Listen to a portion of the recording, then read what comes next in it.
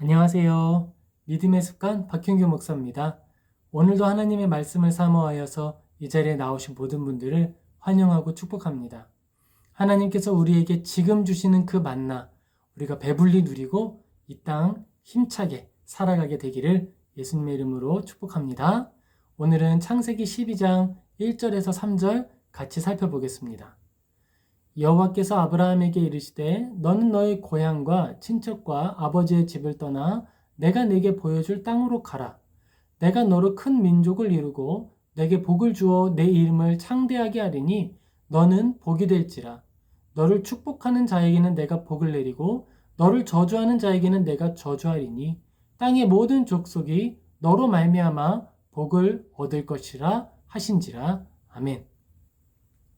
하나님께서는 모든 사람을 구원할 계획을 진행하시면서 구원을 성취하기 위하여서 일을 이루어 가십니다.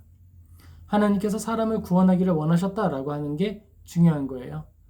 그 구원을 받을 사람들이 자격이 있었느냐 하면 자격이 없었거든요.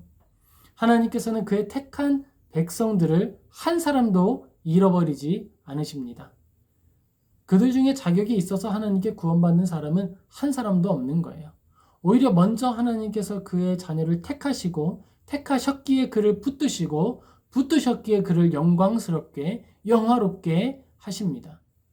하나님께서 우리에게 주신 거룩한 믿음이 그 안에 감사를 창출하고 그 나타난 감사가 나의 죄를 억제할 뿐만 아니라 이 땅 가운데 만연한 부조리와 또 불의한 일들에 대하여서 저항하는 하나님의 거대한 위대한 뜻을 형성하게 됩니다. 우리는 홀로 살아가는 것이 아니에요. 이 땅을 나 혼자 살아가는 것이 아니에요. 그리스도인은 혼자 빛을 내는 것이 아닙니다. 함께 걸어가는 거예요.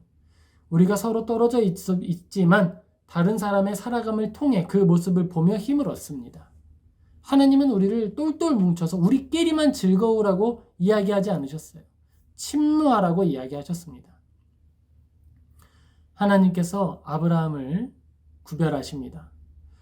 너는 너의 고향과 친척과 아버지의 집을 떠나 내가 너에게 보여줄 땅으로 가라. 먼저 하나님이 부르시고 그를 인도하기 시작했습니다. 갈 바를 알지 못하고 아브라함의 여정이 시작이 됩니다. 아직 이름이 바뀌지 않았어요. 아브람입니다. 후에 아브라함이 되는 것이에요. 하나님이 하나하나 준비시키십니다. 하나님을 알려주시고 하나님과 동행하는 것이 무엇인지 알게 하시고 하나님을 닮아갈 수 있도록 은혜를 베풀어 주십니다. 하나님께서 이 땅을 이끌어 가시고 또 구원의 역사를 이끌어 가시는데 아브라함에서 모세로 이어져가는 이 과정 가운데서는 위대한 전환이 나타나게 됩니다. 이전에는 사람 중심이었습니다. 사람이 중심이었어요. 아담, 그리고 셋. 하나님께서 이렇게 사람을 구별하셔서 그리고 노아를 통해서 사람을 통해서 그 가족들을 구원하는 방식으로 구원의 역사가 이어지게 하셨습니다. 그런데 이제 아브라함을 구원하시면서부터는 그를 택하시면서부터는 민족으로 확장하십니다. 하나님의 나라가 확대되는 거예요.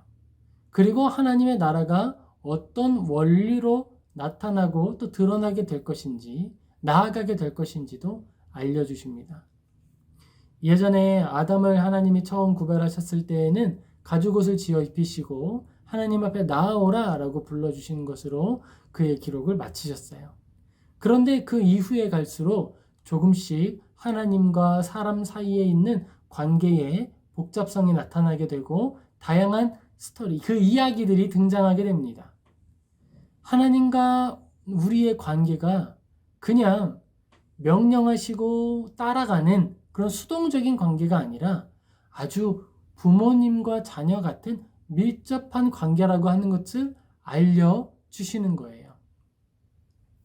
아브라함은 처음에 멀리 느껴졌던 하나님, 말씀하시고 기다리시던 하나님을 경험하게 됩니다. 일상 속에 경험해 가는 거예요. 후에는 어떻게 됐을까요? 하나님이 소돔과 고모라를 멸망하러 그들의 죄가 가득 차서 그 안에 슬픔과 고통이 가득 차게 되자 멸망을 준비하게 되셨는데 그때 아브라함을 찾아가시게 됩니다.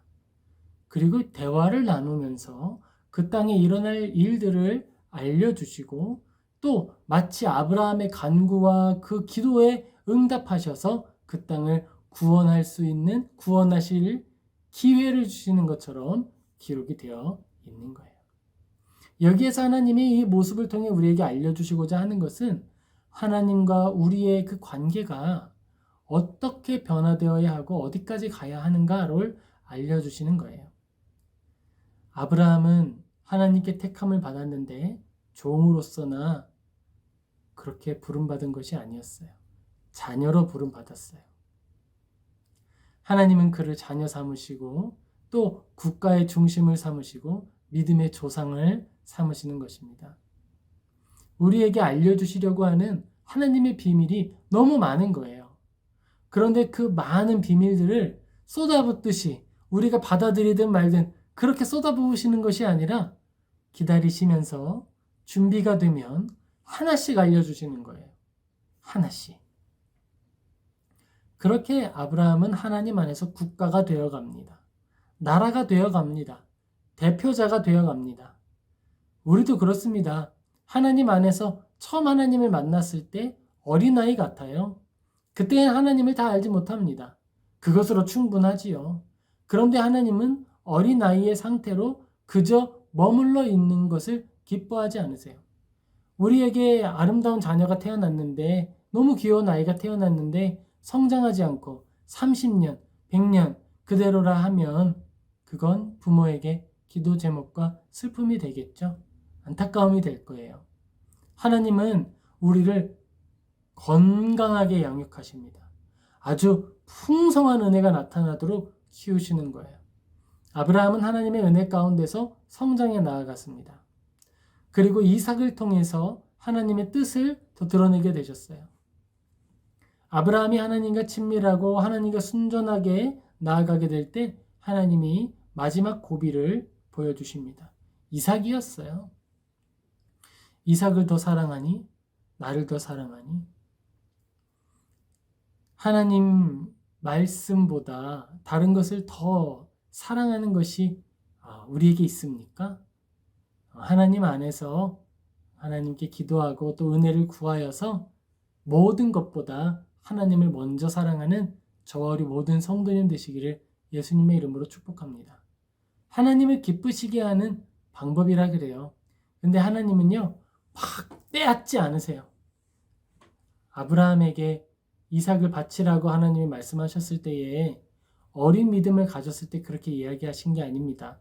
충분히 기다리시고 충분히 성장한 후에 그가 온전히 믿음으로 고백할 수 있을 만큼 장성한 때에 하나님이 질문하시고 그를 통해 드러내시는 거예요. 우리가 세례를 받지 않습니까? 그런데 세례를 받을 때 세례 자체에 효력이 있어서 세례를 받는 게 중요한 게 아니에요. 믿음을 가지고 하나님을 섬기면 내가 이미 구원 얻기에 충분한 믿음을 가졌다라고 하는 것을 확인하는 것에서 세례가 있는 것입니다. 하나님께서 아브라함을 구별시키시고 성장하게 하시고 나라가 되게 하셨습니다. 그리고 약속하십니다. 오늘 읽은 말씀입니다. 창세기 12장 2절이에요. 내가 너로 큰 민족을 이루고 내게 복을 주어 너의 이름을 창대하게 하리니 너는 복이 될지라. 하나님이 우리를 그렇게 만들어 주시는 것입니다. 하나님의 이 땅을 지탱하시고 이 땅을 운영하십니다. 당신의 구원을 이루고 그 구원의 흐름이 끊이지 않고 마지막 그날까지 흘러가도록 우리를 불러주셨습니다. 그리고 우리는 이 땅을 살아갈 때에 나 혼자만을 살아가는 게 아니에요. 애초에 하나님께서 주시는 그 믿음이 나만을 위한 믿음이 아닙니다. 하나님이 우리를 향해서 믿음을 주시면 그 믿음이 어떤 역할을 할까요? 먼저는 하나님 사랑이에요. 하나님을 사랑하는 마음을 강하게 만듭니다. 그런데 그게 끝이 아니에요. 나는 하나님을 사랑해. 나는 그러니까 완전해. 이것이 아니고 하나님을 사랑하기 때문에 이웃을 사랑하는 자리로 부르십니다. 믿음이 뻗어나가는 거예요. 그리고 믿음이 흘러가는 거예요. 이것은 마치 우리 안에 들어온 거룩한 믿음이 처음에는 내 안에 아래에서부터 차 올라와서 우리 나를 통해 이 땅에 흘러가는 것과 같은 거예요. 아래에서부터 차 올라왔기 때문에 나라고 하는 이 그릇, 이 질그릇이 비워지지 않는 거예요. 끊임없이 흘려보내고 있음에도 불구하고 내가 가득 차 있는 거예요. 왜냐하면 나의 가장 밑바닥으로부터 가장 깊은 곳으로부터 차올라온 은혜이고 감사이기 때문입니다. 하나님께서 우리에게 주시는 그 믿음은 감사를 만들어냅니다. 그리고 그 감사는 열정 그 자체예요. 활동성이에요. 그 활동의 내용은 선행이고 사랑입니다. 이웃 사랑이에요. 우리는 지식을 많이 가졌기 때문에 이웃을 사랑할 수 있는 게 아닙니다. 우리가 지식이 많다고 해서 내 것을 포기하고 나누기를 힘쓰는 게 아니에요. 오히려 우리의 머리에 지식이 든 게 많다면, 그것이 선하게 사용되지 않는다면 나의 소득을 나누지 않고 나 혼자 독식하는 방법을 찾기 위해 노력하게 되는 거예요. 그게 인간의 본성입니다. 하나님께서는 아브라함을 통해서 복의 근원이 된다라고 말씀하셨습니다. 우리가 아브라함의 자녀로서, 믿음의 자녀로서 함께하고 있습니다. 그렇기에 이 말씀이 오늘 우리에게도 적용이 되는 거예요. 우리는 복의 통로가 되어야 합니다. 복의 통로로 부름받았습니다. 우리가 그렇게 만들어지고 그 목적을 위해 지음 받았고 지금 이 자리에 부름받아 왔는데 나만을 위해 살아간다 그러면 제대로 된 기능을 하지 않는 것이죠. 만약에 기계가 어떤 목적을 가지고 만들어졌는데 그 기능을 하지 못한다 라고 하면 뭐라고 할까요? 불량품이라고 하는 거예요. 불량품. 근데 우리는 그런 게 아니죠. 우리에게 미숙함이 있을 수 있어요. 그걸 하나님이 불량품이라고 말씀하진 않으세요. 하지만 자라지 않고 머물러 있을 때 그건 하나님의 근심이 되는 거예요. 우리는 하나님의 근심이 되어서는 안 되겠죠? 하나님을 기쁘시게 해야죠. 그게 우리 마음의 소원 아닙니까? 우리의 가장 큰 소원은 저는 하나님의 가장 기쁘시게 했으면 좋겠어요. 그리스도인이 살아가는 인생 여정 가운데에는 고난과 광야가 있지 않습니까? 그럼에도 불구하고 우리가 걸어가는 이유가 무엇입니까? 하나님의 기쁨 되기 위한 거잖아요. 복의 통로가 되기 위한 것 아니겠습니까? 복을 독식하고 나만 누리겠다라고 하면서 살아가는 것 아니잖아요. 네, 그렇습니다. 하나님이 우리를 기뻐하십니다. 하나님이 우리를 복이 되게 하십니다. 그리고 우리에게 하나님께서 당신의 이야기를 들려주셔서 구원의 역사를 알게 하시고 그 기록된 역사가 우리를 통해 이웃에게 흘러가게 하시는 거예요. 그리고 우리에게 찾아오는 많은 역사 사실들과 또 많은 이야기들을 통해서 하나님의 마음을 헤아리게 하십니다.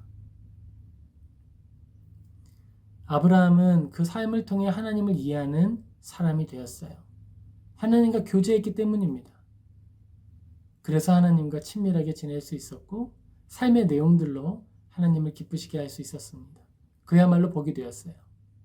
우리도 하나님의 말씀을 깊이 묵상하고 또 깨닫고 그 훈련과 연습을 통해서 나에게 찾아온 이 역사 정황 속에서 나의 역할, 내가 해야 할 일, 내가 감당해야 할 역사적 사명이 무엇인지 찾고 기꺼이 감당함으로 하나님의 기쁨 되는 저와 우리 모든 성도님 되시기를 예수님의 이름으로 축복합니다. 아멘. 기도하겠습니다. 하나님, 감사합니다. 우리를 하나님의 자녀로 삼아주시고 하나님의 말씀을 우리 가운데 심어주신 것 감사드립니다.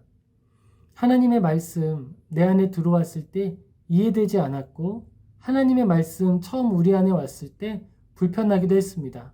하지만 그것이 뿌리를 내리고 자라가니 우리 안에 가장 큰 기쁨이며 명예가 되었음을 고백합니다. 하나님, 이제 우리가 그 믿음의 내용을 따라 감사를 고백하며 살아가기를 소망합니다. 내 안에 가득 찬 하나님을 향한 이 감사의 감정과 열정을 쏟아내길 원합니다. 아버지, 우리가 감당해야 할 많은 일들 기쁨으로 잘 감당할 수 있도록 도와주시고 하나님의 기쁨이 되고 이 땅에는 복이 되는 주의 자녀들 되게 하여 주옵소서. 주께 맡기며 예수님의 이름으로 기도하옵나이다. 아멘. 네, 사랑하는 성도 여러분, 우리가 하나님의 복으로 이 땅 살아가게 되기를 소망합니다. 하나님이 우리를 부르셨습니다. 그리고 우리를 통해 하나님의 뜻 이루시기를 원하십니다. 우리의 삶을 하나님께 내어드리고 하나님을 기쁘시게 하는 사랑하는 모든 성도님 되시기를 예수님의 이름으로 축복합니다. 아멘. 감사합니다. 우리 또 뵙겠습니다.